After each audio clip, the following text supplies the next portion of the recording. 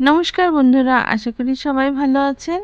আজকে একটা অন্যরকম ব্লগ নিয়ে এসেছি। চলুন আপনাদের ঘুরিয়ে আনি গুয়াহাটির পানবাজারের শুক্রেশ্বর মন্দির। আশা করি সবার আজকের এই ভিডিওটা ভালো লাগবে। তো আমরা এসে গেছি মন্দিরে সপরিবারে। ছোটোবেলায় মায়ের সাথে খুব আসতাম, জানেন তো। তারপরে বড় হয়ে যাওয়ার পরে এই পড়াশোনার চাপ বেড়ে গেল, চাকরির সূত্রে বাইরে চলে যেতে হলো, আর মন্দিরে আসাই হয় না। তো অনেক বছর পর আমরা এই সপরিবারে এলাম।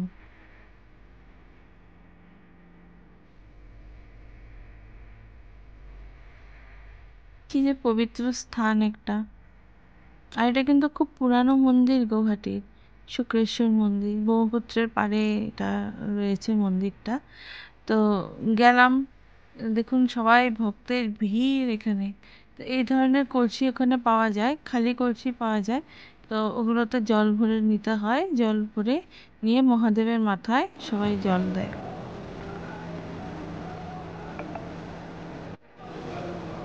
মহাদেবের মাথায় জল ঢালতে ঢালতেই সেই ছোটোবেলার অভিজ্ঞতাগুলো মনে পড়ে গেল।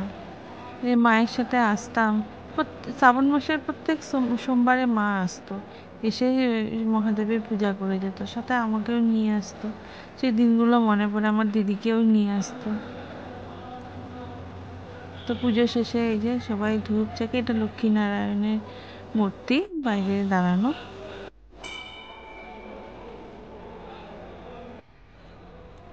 আমার পুজো শেষ, আমি এখন চলে যাচ্ছে। আর পাশে একটা নেমে গেলেই, মন্দির থেকে নেমে গেলেই পাশে বিষ্ণু মন্দির একটা আছে। তো ভিতরে গেলাম দর্শন করতে।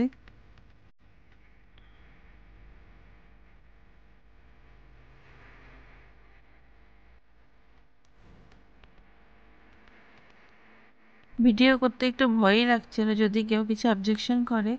তো দেখলাম কেউ কিছু বলেনি, তা আমি আমার মতে ভিডিও করে গেলাম। এ দেখুন বিষ্ণু ঠাকুরের মূর্তি।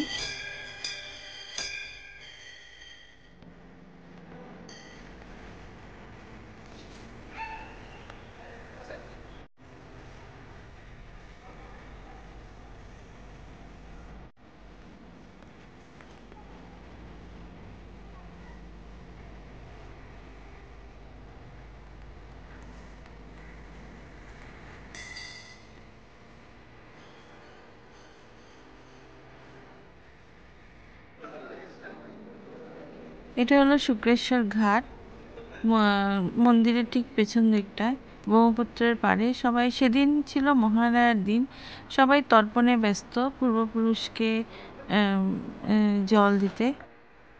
আর এটা হলো ব্রহ্মপুত্র নদী, দেখুন কি সুন্দর, কি মনোরম দৃশ্য, তাই না? আমার এই ভিডিওটা যদি ভালো লেগে থাকে, আপনারা লাইক, শেয়ার, কমেন্ট অবশ্যই করবেন। আর পারলে গৌহাটি মন্দিরে, শুক্রেশ্বর মন্দিরে এসে ঘুরে যাবেন, খুব ভালো লাগবে।